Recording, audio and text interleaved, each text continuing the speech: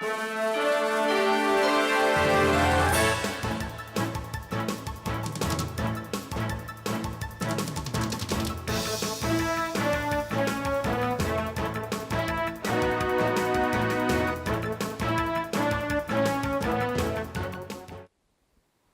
name is Kaylee Ricks, and you're watching the Butler Beat. Giving back to the community is a crucial part of the Butler Way. The Volunteer Center in Atherton Union is a campus resource that connects students with volunteer opportunities. Senior Molly Swiger is one of the leaders in the Volunteer Center, and she joins me today. Thank you so much for being on the show today, Molly. So obviously, I'm very aware of what the Volunteer Center does, but for those first-year students or other students that aren't aware of the Volunteer Center, can you just tell us a little bit about what activities you plan and what goes on day-to-day in the Volunteer Center? Yeah, absolutely. So our biggest goal in the Volunteer Center is to connect students with long-term volunteering partnerships. So what we do to facilitate that is we plan a lot of different projects, usually 3 or 4 a month, different community agencies in the Indianapolis community. And the point of all of that is not just to do one-time service projects, but is to help students identify where they think they want to volunteer over a long period of time. So it's more about making sure that they have a sustainable relationship with a community partner where they can be giving back throughout their career at Butler. Absolutely. And what are some of these organizations or places that you might volunteer with? Or do they come on campus, or are they off-campus events? Yeah, they're always probably 98% of the time are going to be off campus. We always provide transportation, and usually the groups are about 8 to 10 people, and we work with a ton of different organizations, a ton of different social justice issues. So if you're interested in hunger, or you're interested in domestic violence, or you're interested in animals, there's something for everyone, especially in Indianapolis. We have a huge resource of nonprofits here. So we have been to places, a lot of students have been places like Gleaners, so we occasionally will go there.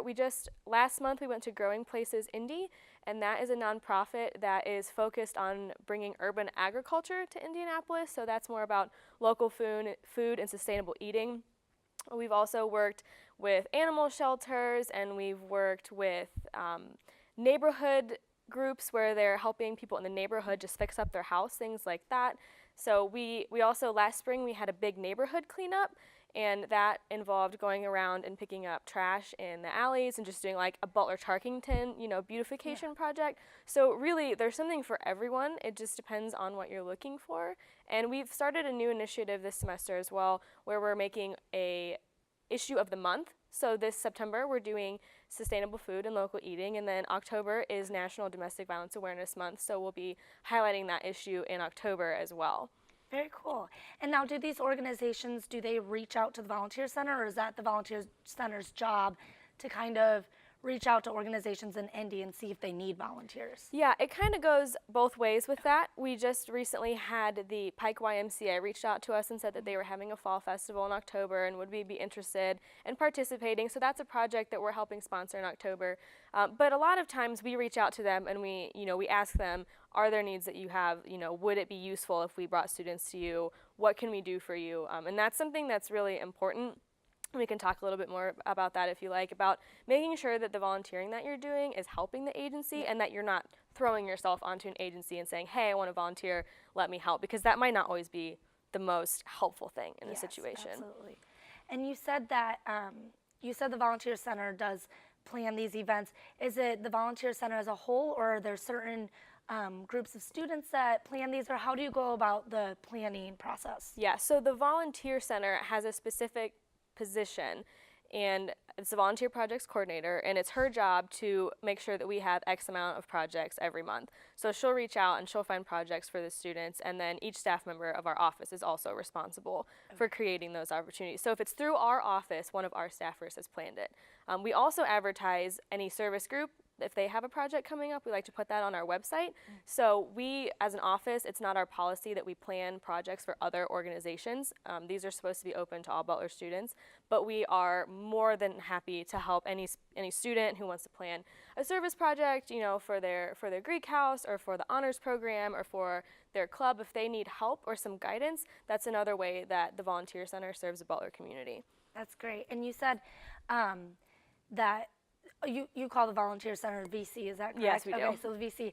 You said that you have you have staff that help out. Who are the staff that help out at Butler University? Yeah, so our office is completely student run, which is unique Okay. for a volunteer center. We do have an advisor in the Pulse office, but we have a student director, and we're pretty much self-sufficient in that regard. So, it's my job to update the website. That's my primary role, but we also have a communications director. We have an events coordinator. So I'm sure most people are familiar with BITS.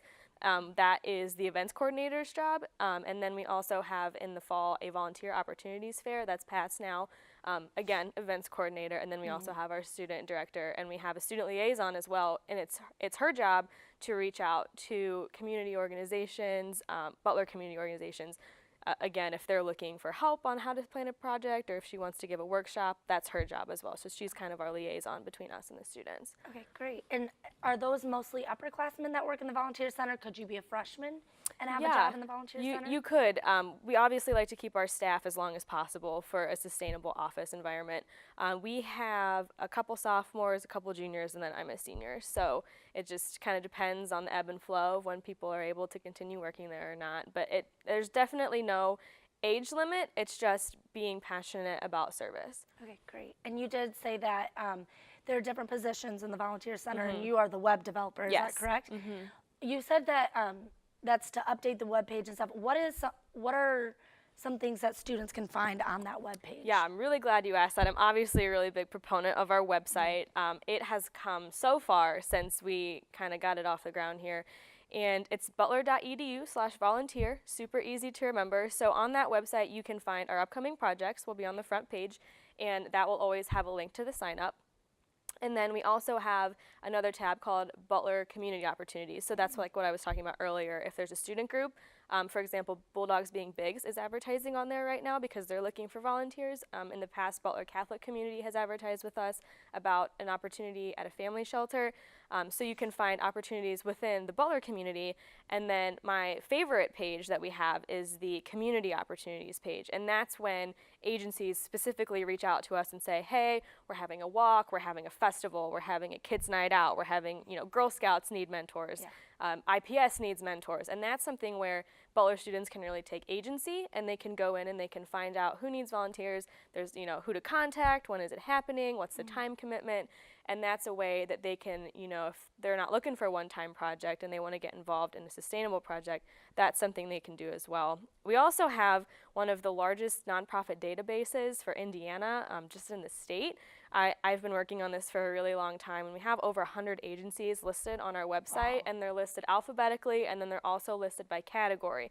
So, if you're interested in the issue of food insecurity, you can go onto our website and find the food insecurity tab, click on that, and then there's going to be a whole list of agencies that deal with that topic. Same thing goes for neighborhoods, religious affiliates, we have domestic violence. So we really have children, we have a large list of things. So there's something for everything, and that website is a great resource for students who are looking to get started. And that's great because I know a lot of Butler students, I don't know the exact statistic, but they do a lot of volunteer work in high school, so it's kind of nice to see that they can continue that with the volunteer center in college. And also, it's also great that it can be specified, like, I really like working at an animal shelter, so what opportunities do you have for me? So that's really great to hear.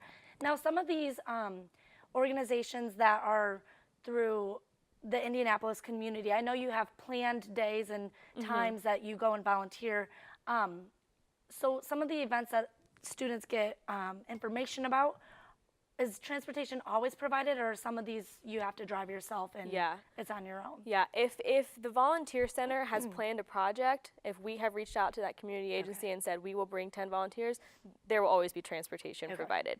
Now, if it's something where you find on our website and then it says, Conner Prairie Headless Horseman Festival, which is one that we just updated recently, that would be something that you would, figure out for yourself. Okay, great. That's great to know. What are some volunteer opportunities that you have done already this year? Yeah, so we went to Growing Places Indy in September, and then in October we have the project plan with the Pike YMCA, and then we are still looking for a couple more projects in October. Like I said, we usually have 3 to 4. It kind of gets tricky when you throw in, fall break, and this month we have homecoming, so that takes up some weekends too. So we're definitely very conscious of the Butler students' time. We have a calendar that has all of the big events on it, so we know, not to interfere with things like that. So other things you can look forward to would be, wrapping presents for kids in December, like, some of this centers around holidays and whatnot. Yeah, So that's what I was going to ask. Are there specific volunteer opportunities that just go around the holidays and whatnot? So gift wrapping is one of them? Gift wrapping is one of them. Sometimes we work with, I think there's some sort of turkey trot in November, and we, it happens every year, and so we have these partnerships, and so usually when it comes around, those agencies reach out to us. Just like I was mentioning, the Headless Horseman Festival that Connor Prairie holds happens every year. They reach out every year. So we know that we can kind of count on that kind of stuff to come our way. It just depends on, when is Thanksgiving break, and like, will we have enough students to help them that year? Because like I was saying earlier, you have to make sure that you're helping and you're not hurting. Yeah, absolutely. And Molly, when did you start working in the volunteer center? I started working when I was a sophomore, so I've been there for about 2 years now. I've been around for a while, and I've seen a lot of really great growth and change in the center since I started. Absolutely. And as far as volunteer opportunities for yourself, what are some of your favorites? I don't have a specific one. There's a bunch of projects that I've been to that I think have really neat missions, and I really, really appreciate that. There is an urban garden called Indy Parks, and it is a garden by the highway.